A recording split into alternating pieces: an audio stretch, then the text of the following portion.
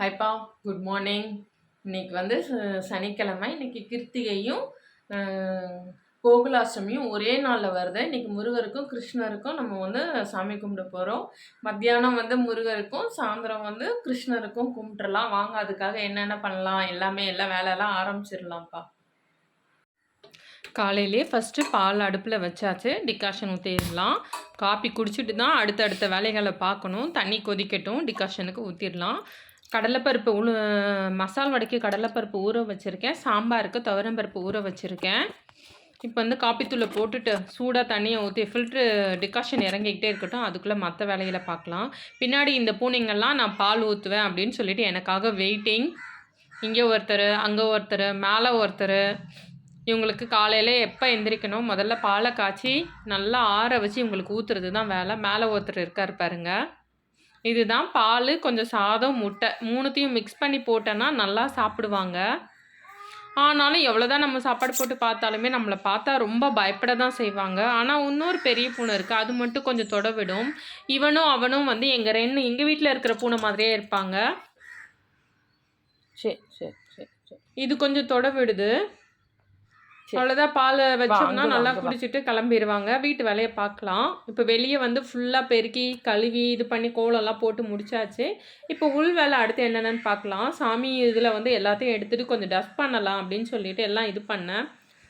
முருகர்கிட்ட வந்து கொஞ்சம் ரொம்ப தூசியாக இருந்தது, அதெல்லாமே க்ளீன் பண்ணிவிட்டு சரி சமையல் பண்ணிக்கிட்டு அந்த க்ளீனிங் வேலையும் பார்க்கலாம் அப்படின்னு சொல்லிட்டு க்ளீனிங் வேலையை ஆரம்பித்த பக்கமே சமைக்கலான்னு சொல்லிட்டு பருப்பு ஊற வச்சுருந்தேன் இல்லையா. இப்போ வந்து தண்ணி நல்லா கொதிக்குது. கொதிக்கிற தண்ணியில் நம்ம ஊற வச்ச துவரம்பருப்பை சேர்த்துக்கலாம்.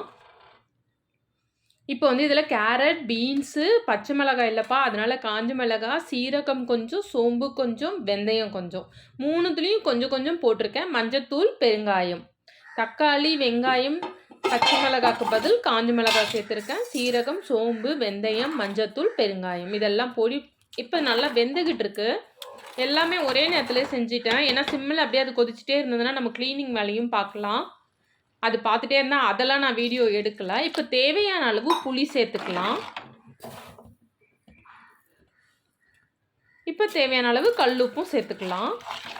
இப்போ பருப்பெல்லாம் வெந்து காய் எல்லாமே வெந்து நல்லா மசிச்ச மாதிரி இருக்குது. சூப்பராக. இப்போ வந்து நம்ம தாளிக்க வேண்டியதுதான்.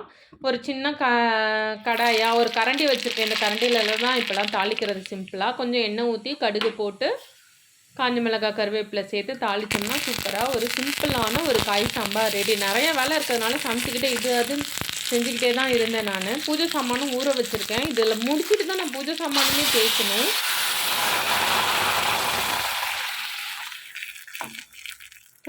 சூப்பராக சாம்பார் தாளிச்சாச்சு. சாம்பார் வச்சுட்டு இப்போ அடுத்து என்ன தாளிக்கிறதுன்னு பார்க்கலாம். 4 அடுப்பில் செய்கிறதோட ஒரு அடுப்பில் சிம்பிள் வேலை பார்த்துக்கிட்டே தான் ஒன்று ஒன்றா நான் செஞ்சுக்கிட்டு இருந்தேன். வந்து சாம்பார் மூடி வச்சுட்டேன். கொத்தமல்லி போடலை. சரி கொஞ்சமாக சாம்பாரில் கொத்தமல்லி தூவிடலான்னு கொத்தமல்லியை கட் பண்ணி போட்டு விட்டேன். அடுத்து நம்ம செய்ய போகிறது முருங்கைக்கீரை. கடாய் வச்சு எண்ணெய் ஊற்றி கடுகு போட்டு தேவையான அளவு சீரகம் சேர்த்துக்கலாம். இப்போ காஞ்ச மிளகாவும் வெங்காயமும் சேர்த்துக்கலாம். இன்றைக்கி பச்சை மிளகாய் இல்லாததுனால எல்லாத்துலேயும் இன்றைக்கி காஞ்ச மிளகாய் தான். வடைக்கு கூட காஞ்ச மிளகாய் தான். அப்புறம் வந்து முருங்கைக்கீரையை வந்து நல்லா இது பண்ணிவிட்டு முருங்கைக்கீரையை சேர்த்து கொஞ்சம் உப்பு சேர்த்து மூடி வச்சுட்டேன். பூண்டு தட்டி போட்டு அது வீடியோவில் இதுவாகலை. பூண்டு தட்டி போட்டு கொஞ்சம் உப்பு சேர்த்து கொஞ்சமாக தண்ணி சேர்த்து மூடி வச்சுட்டேன். இது என்னென்னா சீரகம், தேங்காய், காஞ்ச மிளகாய் மூணுத்தையும் அரைச்சி வச்சுருக்கேன். கீரை நல்லா வெந்த உடனே அதை வந்து மிக்ஸி ஜாரில் அரைச்சோம் இல்லையா, அதை வந்து இதில் சேர்த்துக்கலாம். எப்பவுமே பச்சை மிளகாய், சீரகம், தேங்காய் சேர்ப்போம். இன்றைக்கி பச்சை மிளகாய் இல்லாததுனால தேங்காய், காஞ்ச மிளகாய், சீரகம் சேர்த்துருக்கோம். இப்போ சூப்பராக ரெடி ஆயிடுச்சு. பாத்திரம் மாற்றிட்டு இந்த கடாயிலேயே நம்ம வந்து அடுத்து என்ன தாளிக்கணும்னு பார்க்கலாம். அதுக்கு முன்னாடி பாயசம் என்னாச்சுன்னு பார்க்கலாம். பால் கொஞ்சமாக கொதிக்க வச்சுருக்கேன். கொதிச்ச உடனே கொஞ்சம் பாலை தனியாக எடுத்துட்டேன். இப்போ கொஞ்சம் பாலில் சேமியா போட்டிருக்கேன். சேமியா நல்லா வேகட்டும். அதுக்கப்புறம் கட்டியாகும். அப்போ வந்து கூட கொஞ்சம் பால் சேர்த்துக்கலாம். மில்க் மேட் கொஞ்சம் இருக்குது, அதையும் இதில் சேர்த்துக்கலான்னு சொல்லிட்டு சேமியா வேக விட்டு நம்ம அதெல்லாம் சேர்த்துக்கலாம். அதாவது நெய் முந்திரிலாம் போடாமல் சிம்பிளான ஒரு இதுதான் பாயசம் தான். இப்போ வந்து இனிப்பு கம்மியாக இருக்கும். ஏன்னா கொஞ்சோண்டு தானே மில்க் மேட் போட்டோம், அதனால் எதுக்கும் இருக்கட்டுமேனு கொஞ்சமாக இனிப்பு சேர்த்தாச்சு. ஏன்னா இன்றைக்கி சாப்பிட்டு பார்க்காம சமைக்கிறது தானே படைக்கிறதுக்காக, அதனால சாப்பிட்டு பார்க்கல. இப்போ வந்து சேமியா எல்லாம் நல்லா வெந்துரும்னா பாத்திரத்தை மாற்றிக்கலாம். இதுவுமே இறுகிரும். நம்ம பால் எடுத்து வச்சுருக்கேன், அப்புறம் நம்ம பால் இதில் சேர்த்துக்கலாம்.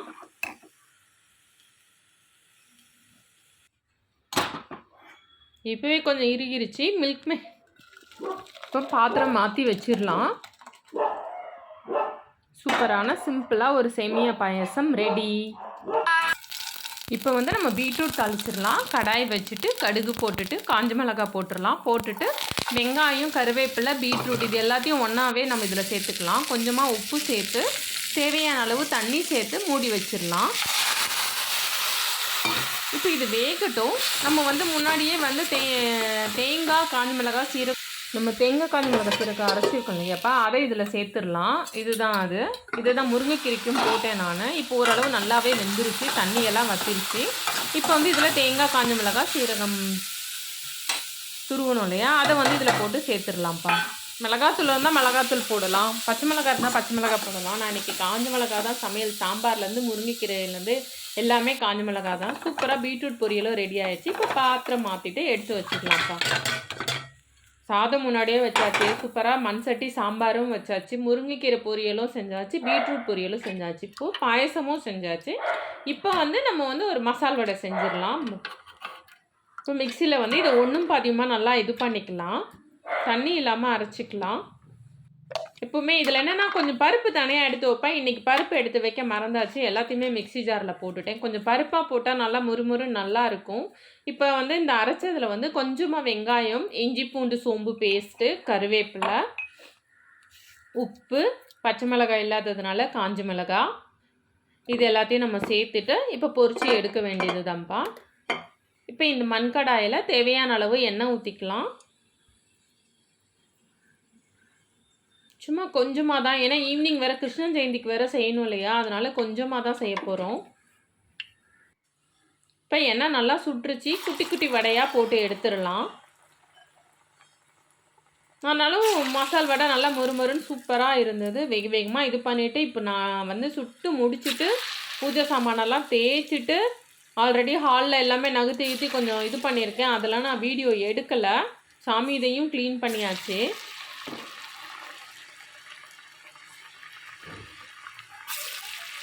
இப்போ மசால் வடை நல்லா வெந்துக்கிட்டே இருக்குது. அடுத்தடுத்த வேலையை நம்ம கவனிக்க வேண்டியது தான். இப்போ லைட்டாக புரட்டி விட்டுறலாம்.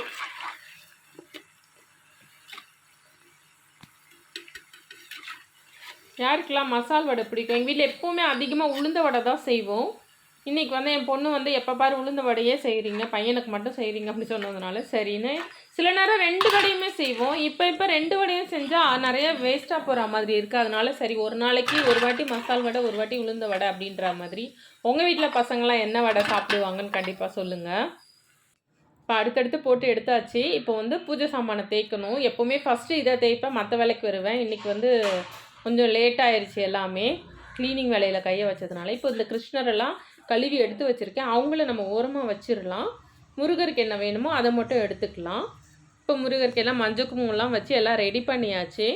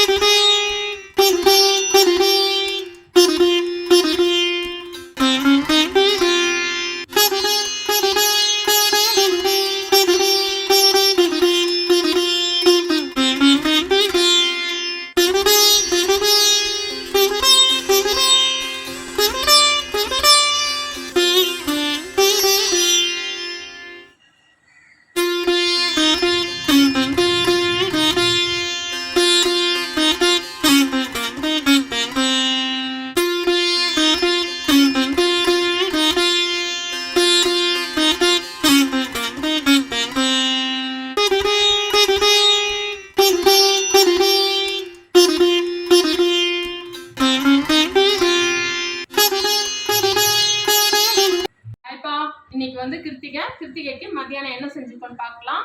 ஈவினிங் வந்து கிருஷ்ண ஜெயந்திக்கு கோகுலாஷ்டமிக்கு கிருஷ்ணர் எல்லாம் எடுத்து வச்சிருக்கேன். ஆனந்த பவனில் இதுவும் வாங்கிட்டேன். எப்போவுமே இந்த மாதிரி வாங்குறது தான். ஈவினிங் குட்டியாக ஒரு ஸ்வீட் மட்டும் பண்ணிக்கலாம். வாங்க இன்னைக்கு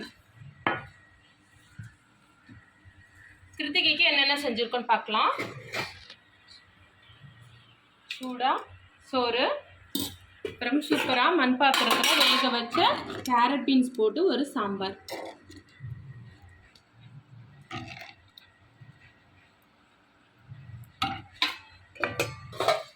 அப்புறம் முருங்கைக்கீரை பொரியல்,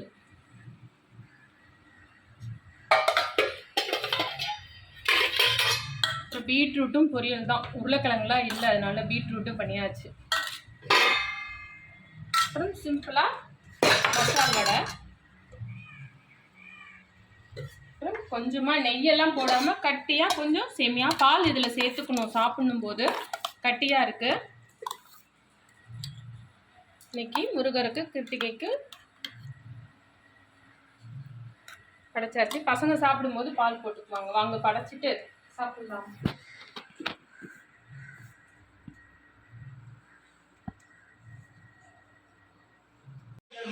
குறுமுகில்களை சிறுமுகைகளில் யார் தூவினார்?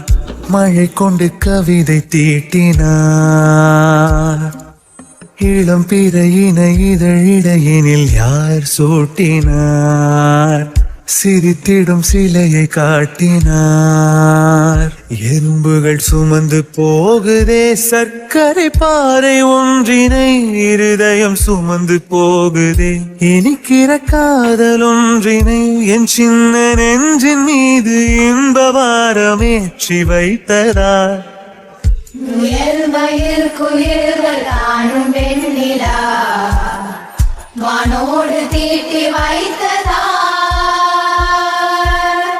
தரை இறங்கி வந்து ஆடுகின்றதே நிலாவை கூட்டி வந்ததா.